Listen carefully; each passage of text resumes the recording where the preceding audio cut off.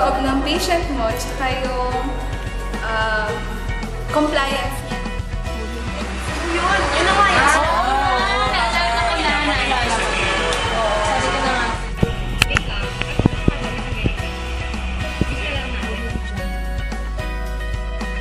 So, ang benefits ng patient education ay syempre, ini-improve ito yung patient safety at saka mas mag-a-adhere yung mga patients sa mga interventions na ibibigay ng mga medical health workers.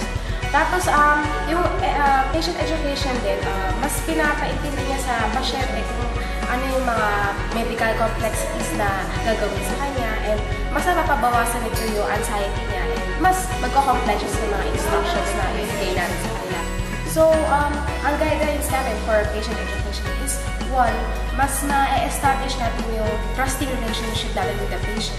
And then, two, kailangan, pag makikipag-usap tayo sa kanila, kailangan malinaw at mabagal para mas maintindihan nila tayo. And yung mga instructions na ibibigay natin, kailangan in layman's terms, huwag natin ibibigay masyado yung mga technical terms para mas maintindihan nila tayo. And then, kailangan natin mag-provide na instructional material na parang in the same sequence na gagawin natin or yung mga sequence na kailangan nila i-carry out sa ating plan or intervention.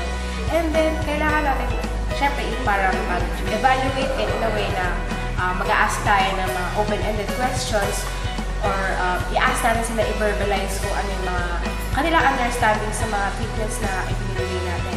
Encourage natin yung mga questions from their family members kung gusto nilang kung meron silang clarifications na gustong itanong sa atin. Huwag natin i-assume na naintindihan nila lahat yan. Siyempre, hindi naman sila nakapag-aral masyado ng mga technical terms kagaya ng mga naaaral natin. So, kailangan ulitin natin kung sakaling nila naintindihan. And lastly, for health education, make sure natin na yung health teaching natin ay personalized for each client. So, ayun. Ang ibang factor na nakaka-apekto sa educational readiness ng isang pasyente. So, depende rin yun sa sitwasyon na meron yung pasyente natin. It's either meron siyang sakit na kaya wala siyang panahon para sa doktor, para o kaya sa nurse. Pwede siyang makinig sa sinasabi mo na tungkol dun sa gamot na ini-intake niya, and then pwede rin may naramdaman siyang intense na habang pinakausap siya is that mas iniinda niya yung sakit ng kunwari ng tiyan niya kaysa dun sa sinasabi ng na mahalaga. Tapos, since nasa hospital sila is that napakahirap din sa kanila na makinig dahil na rin sa minsan, dahil silang tulog, dahil na rin sa 24 hours na sila magmamakuha. And then, yung iba naman sa kanila, since hindi naman sila pare-pareho ng kaso, is that medyo yung iba, yung mga cherry patients is that medyo mahina yung pandinig, tapos yung mga bata is that ayaw mas manilang sila. And meron din tayo dun sa mga chemo patients natin na treatment-related since medyo wala silang time kasi minsan diba sa sobrang dami ng ginagawang procedure sa kanila, imbis na gamitin for patient education, yung time na natitigas na gagamitin na lang yun para makapagpahinga sila. Tapos, meron din yung sa situational. Is that hindi nakabili ng gamot. So, paano natin ituturo sa kanila yung importance ng pag-intake ng gamot kung wala naman sila ng gamot at saka minsan is that hindi naman nila kaya talagang maka-afford. Tapos, yung isa pang factor is that of poverty nga is that wala naman talaga silang medyo pinag-aralan, gano'n, or medyo wala silang gano'ng educational attainment para maintindihan kung ano man yung gustong marating ng and then, isa pa rin is yung environment, kung paano sila hinuhin ng mga magulang, minsan, diba, kung sa bahay na, is that pag nagkaubo, kasi po nagkaroon ng sobrang mataas, hindi sila pinapansin.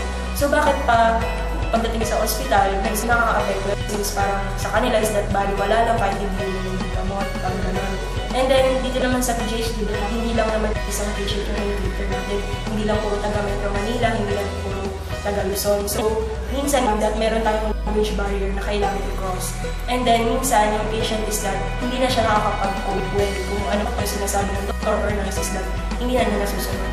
And then, there is maturation na.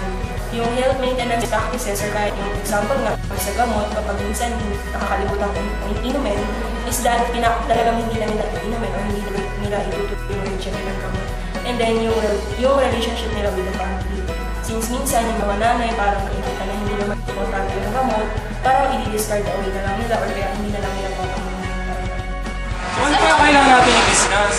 Siguro kailangan natin nung nagsiscroll. Ano nga ba yung mga growth? sabi ko Una. kailangan naiintindihan ng patient kung para saan ba yung medication. Halimbawa, kailangan makuha natin kung ano yung pagkakaintindi niya, syempre, para ma-assess natin kung ano yung level ng understanding ng diseases. And dun yung sa epekto ng drug sa kanya. Para, yun, makatulong dun sa pagkain natin ng education sa Tapos naisip ko rin na kailangan din ma-inform yung patient kung kung para saan yung drug. Halimbawa, yung aspirin, pwede siyang analgesic, pwede rin siyang antipyretic. Ayun, yung isa pa, kailangan din natin syempre alamin kung ano yung mga ibang other medications na tinitake ng patient para malaman natin kung contraindicated ba yun sa kanya. Halimbawa na lamang yung, for example, dun sa patient ko nung last time, umiinom siya ng ferrosulfate saka multivitamins, which is yung multivitamins nagpapaganda dun sa absorption of ferrosulfate. Aside from those, parang sa pagiging nurse naman natin, minsan yung mga clients natin, lalo na dyan sa PGH, may problem with financial constraints, di ba? So, kailangan as nurses, malalaman din natin kung kung kaya ba nila yung gamot na ibigay natin, gano'n. Tapos, naalala ko lang yung patient ko na isa, kasi wala yung GP siya.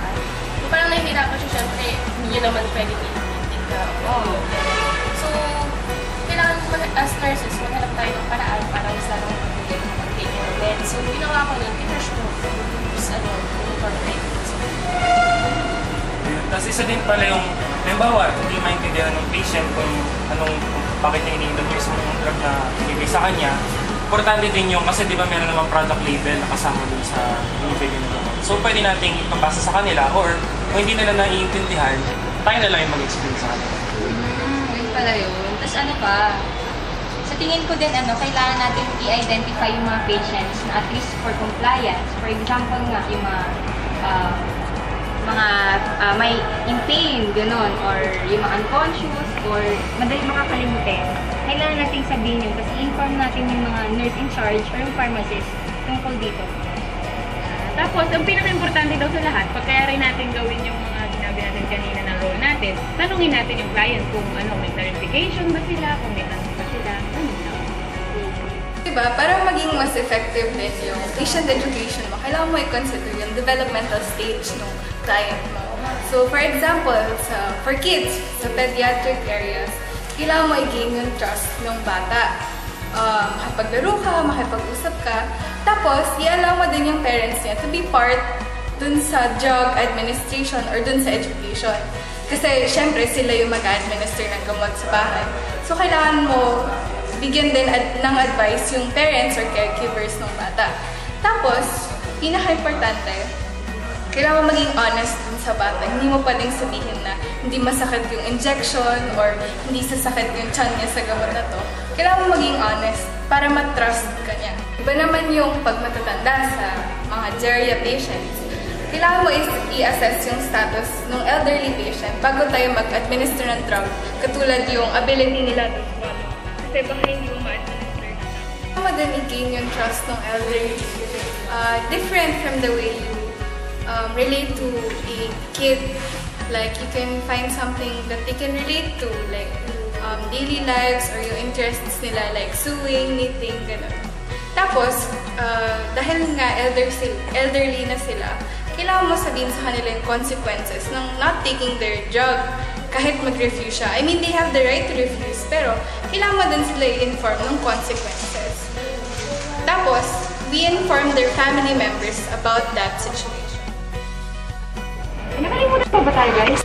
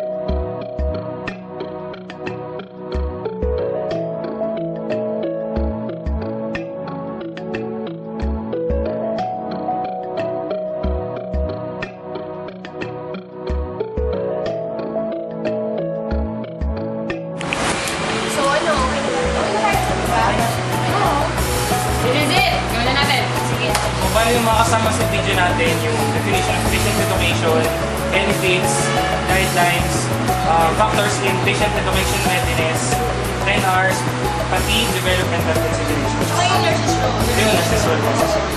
So ano, isi-secure ko na lang yung interview natin with kaya Maraming. Yay! We're done!